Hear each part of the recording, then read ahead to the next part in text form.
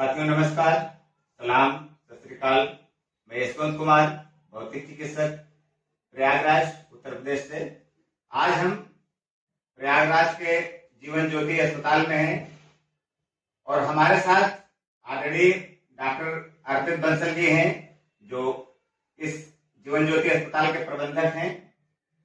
तो आज मैं सर से ये जानना चाहूंगा कि आज पूरे विश्व में मोटापा, डायबिटीज, कैंसर, यानी कि बहुत सारे तरीके की जो परेशानियां हैं, महामारी का रूप ले रही हैं। इसका कहीं कोई बहुत कारगर इलाज जो है नहीं दिखाई दे रहा है। तो सर का इतना अनुभव है, सर ने विदेश में पढ़ाई की हुई है, पूरा यानी कि विश्व स्तरीय इनका ज्ञान है। तो हम ये जानना चाहेंगे कि किस तरीके से जो हमारा पूरा विश्व स्वास्थ्य को ठीक करने में लगा हुआ है। तो आइए आज हम सर से परिचय जानना चाहेंगे। सर आपका मैं परिचय जानना चाहूंगा, अपने दर्शकों को परिचित कराना चाहूंगा कि हम कितने सम्मानित चिकित्सक के साथ आज बात कर रहे हैं। तो आप अपना परिचय सर, अपनी योग्यता हमारे दर्शकों को बताएंगे तो अच्छा रहेगा, प्लीज। नमस्कार सब लोगों को, मेरा बहुत ही प्रेम भरा नमस्कार। देखिए, मैं डॉक्टर अर्पित बंसल हूँ। मैं ऐसे तो एक लैप्रोस्कोपिक एडवांस दूरबीन द्वारा हर प्रकार की सर्जरी करने वाला सर्जन हूँ, और मैं एक कैंसर सर्जन भी हूँ। मतलब कैंसर, हर प्रकार के कैंसर के भी इलाज हम दूरबीन द्वारा करते हैं। और मैं एक बेरियाटिक सर्जन भी हूँ। बेरियाटिक सर्जन मतलब जो मोटापे कम करने वाली सर्जरीज होती है, आजकल उसको मेटाबॉलिक सर्जरी भी कहते हैं, जिससे डायबिटीज वगैरह भी ठीक हो जाता है। आगे बताता हूँ मैं थोड़ा विस्तार में इसके बारे में। तो ये सारी चीजें मैं कर रहा हूँ। मैंने अपना MBBS न्यू बॉम्बे से किया, फिर अपना जो PG होती है सर्जरी की, PG वो नागपुर से की। उसके बाद मैंने लैप्रोस्कोपी की ट्रेनिंग, एडवांस लैप्रोस्कोपी की ट्रेनिंग पुणे में बहुत विश्व स्तर एक इंस्टीट्यूट है, वहां से किया। फिर कैंसर की पढ़ाई गुजरात कैंसर रिसर्च इंस्टीट्यूट से किया। फिर उसके बाद और एडवांस ट्रेनिंग के लिए मैं अमेरिका भी गया था 3 महीने के लिए। उसके बाद फिर और 6 महीने के लिए मैं लंदन भी गया था, ये दूरबीन द्वारा और ट्रेनिंग और लेने के लिए। तो हम इलाहाबाद में जीवन ज्योति बहुत ही पुराना अस्पताल है, मेरे फादर ने शुरू किया था, और आगे भी अभी हम सब लोगों को कम दाम में, मतलब किफायती में, जितना कम से कम पैसे में, लेकिन बेस्ट क्वालिटी, वर्ल्ड क्लास इलाज देने की कोशिश कर रहे हैं दूरबीन द्वारा। जैसे कैंसर की चीजें हो गई, बेरियाटिक सर्जरी हो गई, और आधुनिक सर्जरी हो गई, हर्निया हो गया। ये सारी कई ऐसी एडवांस सर्जरी है जो पहले इलाहाबाद में दूरबीन द्वारा नहीं होती थी, और अभी भी कहीं बहुत बहुत ही कम जगह हो रही है।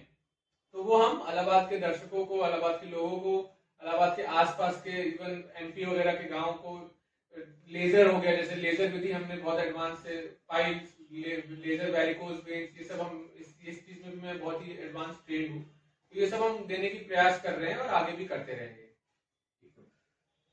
ये मैं आज सर है आपसे जानना चाहूँ, जैसे आज मोटापा जो है एक बड़ी समस्या बनी हुई है पूरे विश्व के लिए। डायबिटीज की समस्या पूरे विश्व में बनी हुई है, जिससे हम हार्ट अटैक के शिकार होते जा रहे हैं।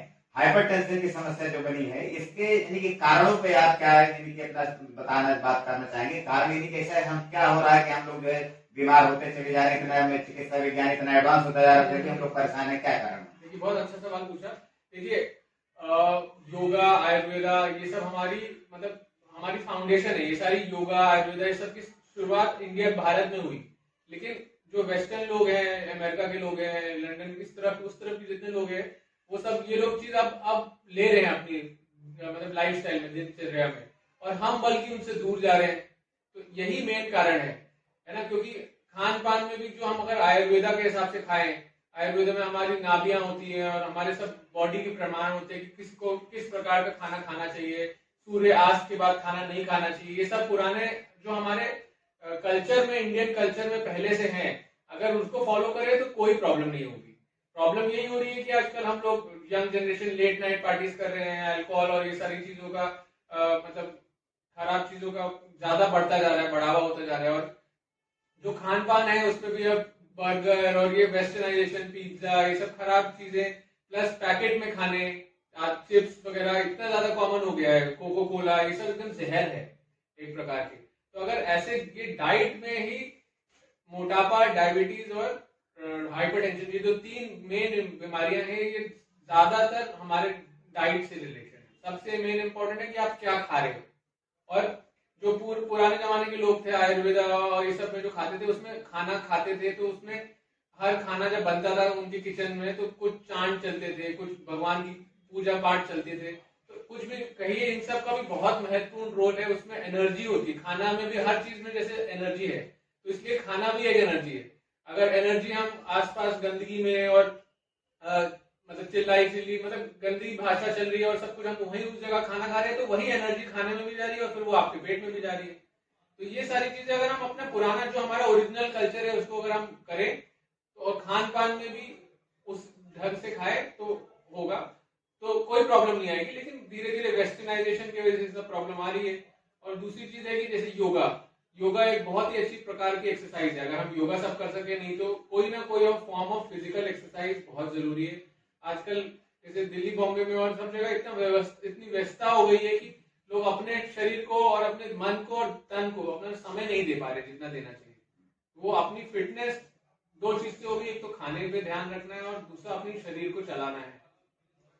एक और सवाल सर मैं आपसे जानना चाहूंगा, जो इस समय बैरियाट्रिक सर्जरी जो है हो रही है, क्योंकि कहीं न कहीं न्यूट्रिशन से हमने देख लिया, एक्सरसाइज से देख लिया, अगर नहीं हो पा रहा है तो कहीं न कहीं आप लोगों के सहयोग से ये बैरियाट्रिक सर्जरी इस समय बहुत कॉमन होती जा रही है। तो इसके बारे में थोड़ा सा आप हमारे जो है दर्शकों को बताएं, बैरियाट्रिक सर्जरी क्या है, इसमें किन बातों का ध्यान रखने की जरूरत है।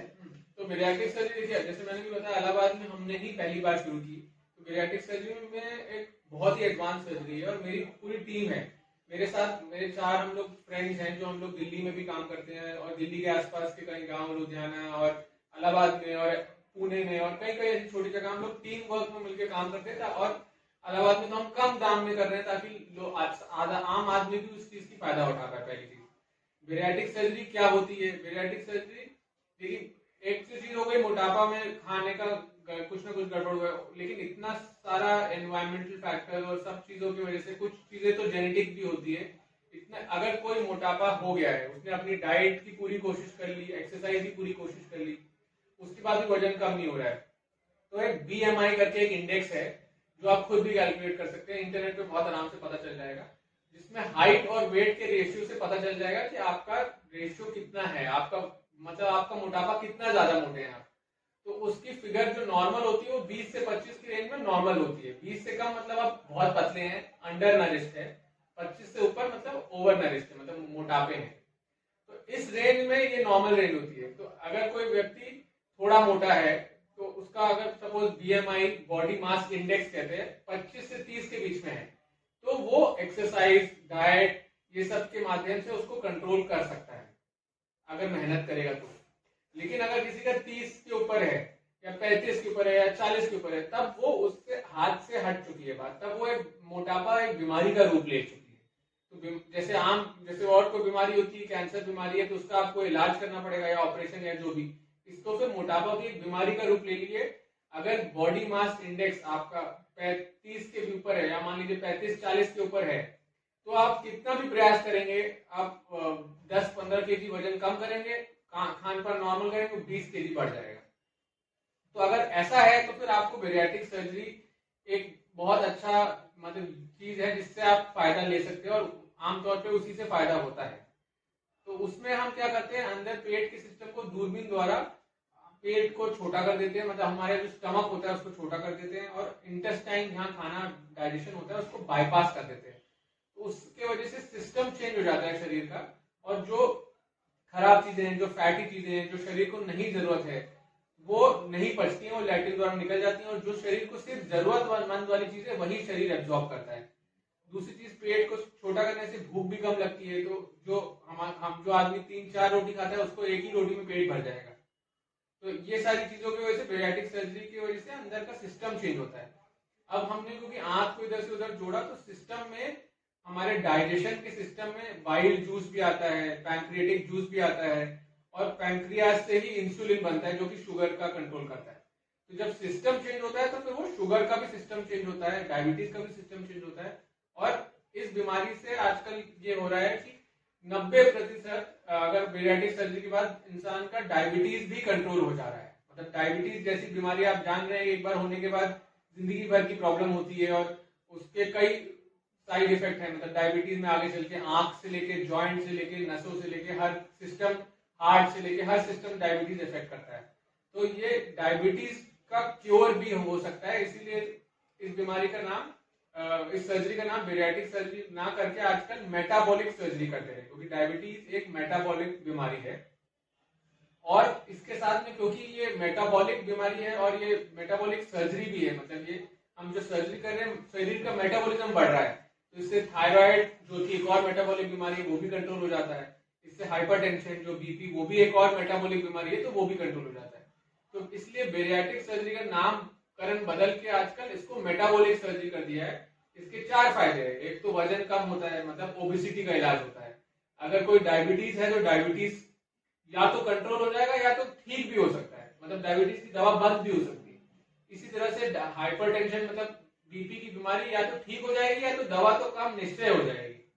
और थायराइड की दवा भी या तो दवा बंद हो जाएगी या तो दवा कम हो जाएगी। तो ये चारों चीज को एक ही माध्यम से आप ठीक कर सकते हैं बेरियाट्रिक सर्जरी में। अभी सर जो है, मैं जैसे भौतिक चिकित्सक हूँ, फिजियोथेरेपिस्ट हूँ, तो आपसे सर मैं ये फिजियोथेरेपी का कितना रोल आप समझते हैं इन जो है डायबिटीज, हाइपरटेंशन और ये मोटापा की जो समस्या है, ये सारी चीजों को फिजियोथेरेपी का आप कितना महत्व समझते हैं कि इसमें क्या लाभकारी है? देखिए फिजियोथेरेपी अगर आप मतलब थोड़ी एडवांस मतलब मेडिकल लैंग्वेज में समझे तो एक प्रकार की ये योगा है ना। एक प्रकार की ये जैसे जो इंडियन कल्चर में योगा है वो फिजियोथेरेपी, जो खुद आप योगा नहीं कर सकते तो फिजियोथेरेपिस्ट आपको कराए।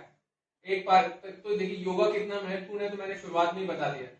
तो उसी तरह से फिजियोथेरेपी उन पेशेंटों के लिए जो खुद नहीं कर पा रहे उनके लिए बहुत इंपॉर्टेंट है। जैसे स्पेशली मोटे पेशेंट के लिए या आईसीयू के पेशेंट के लिए या कोई सीरियस बीमारी से ठीक हो रहा है पेशेंट या छाती की प्रॉब्लम है तो उसके लिए चेस्ट फिजियोथेरेपी बहुत इंपॉर्टेंट है।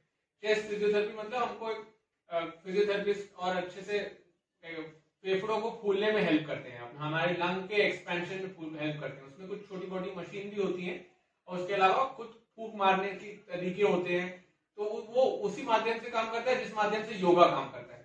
तो वो उसको कहते हैं चेस्ट फिजियोथेरेपी, जिसका सीरियस पेशेंट, आईसीयू पेशेंट, मोटे पेशेंट, कोई भी वेंटिलेटर से हट रहा है हुआ पेशेंट, उसमें बहुत ही महत्वपूर्ण रोल है।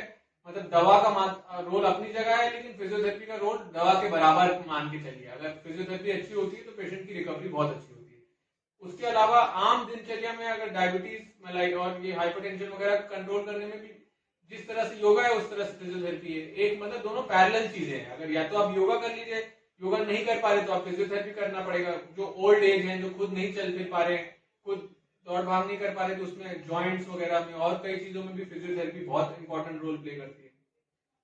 चलिए ठीक है सर। जय, अभी आप सर समाज को क्या संदेश देना चाहेंगे कि हमारा जो ये समाज है हंसता खेलता रहे, पूरा विश्व आनंदित रहे, हम लोग यानी कि मिल करके समाज को स्वस्थ बनाने की मुहिम में है, क्योंकि चिकित्सा जगत में हम लोग हैं, दोनों लोग यानी कि कैसे यानी कि क्या सलाह देना चाहेंगे कि हमारे आम जो समाज के व्यक्ति की क्या भूमिका है, क्योंकि सारी चीजें एक चिकित्सक ही नहीं कर सकता है, क्योंकि समाज के लोगों का भी बड़ा दायित्व बनता है। तो आप क्या समाज के लोगों को संदेश देना चाहेंगे?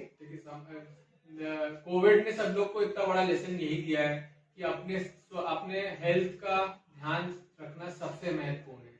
कोविड में भी आपने समझा होगा, जिसको डायबिटीज कंट्रोल में नहीं था, जिसको हाइपरटेंशन कंट्रोल में नहीं था, जिसका मोटापा कंट्रोल में नहीं था, जिसको और कोई बीमारी थी शरीर में जो कंट्रोल में नहीं थी, ज्यादातर मतलब मरने वाले लोग उन्हीं में से हैं।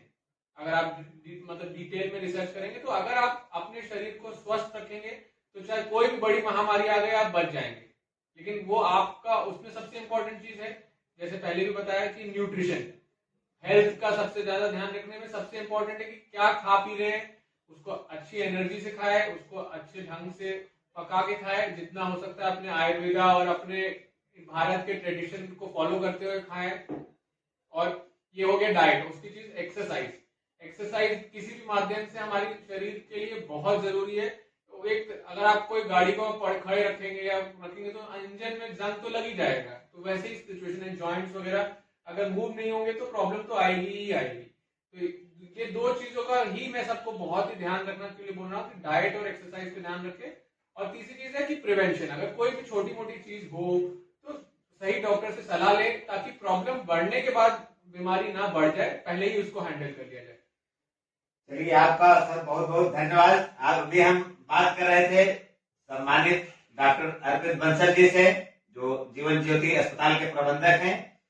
तो मैं आप सभी से यही निवेदन करना चाहूंगा कि जैसे सर ने बताया कि हम अपने स्वास्थ्य को बेहतर रखने के लिए खाने पीने का ध्यान दें कि कच्चा हम भोजन खाएंगे कि जो पहले हम लोग अपने जैसे गांव के रहने वाले हैं तो टमाटर खेत में काम करें तो टमाटर खा के दिन कट जाते थे, मूली गाजर खा के दिन कट जाते थे, तो उस तरीके से कहीं ना कहीं हमारे लोगों का स्वास्थ्य बेहतर रहता था। आज खाने के तरीके बदल गए हैं और काम का तरीका ही नहीं कि हम लोग अपना जैसे घर जो है पूरा बंद है, एसी में है, कभी सूरज की रोशनी नहीं मिल पा रही तो भी कहीं ना कहीं हमें विटामिन डी की कमी से बहुत सारी हमारे मेटाबॉलिक डिसऑर्डर्स आ रहे हैं, बहुत सारी समस्याएं आ रही हैं। तो आप सभी से मैं यही निवेदन करूंगा कि सर द्वारा जो बताया गया सुझाव है इसको जो है आप फॉलो करें, आप अपनी जिंदगी में बेहतर स्वास्थ्य जिंदगी को जी पाए और पूरे विश्व को हम लोग स्वस्थ बना पाए। इसी के साथ ही आप सभी का बहुत बहुत धन्यवाद, शुक्रिया, थैंक यू, जय हिंद, जय भारत, स्वस्थ भारत, स्वस्थ विश्व। Thank you.